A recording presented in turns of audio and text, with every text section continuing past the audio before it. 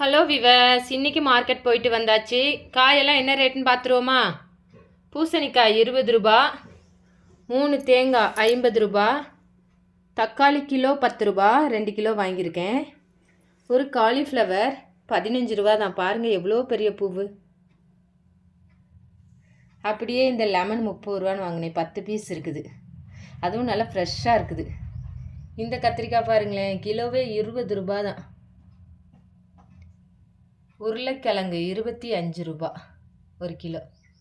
வாழைப்பழம் கிலோ 30 ரூபா. பாருங்கள், போதும் ஒரு வாரத்துக்கு.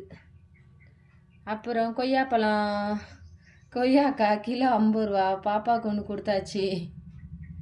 அப்புறம் இங்கே பாருங்கள், 2 கருவாடு 20 ரூபா, 10 ரூபா இந்த கருவாடு. பாருங்களேன். ஓகே ஃப்ரெண்ட்ஸ், என்னோடய வீடியோவை சப்ஸ்கிரைப் பண்ணுங்கள்.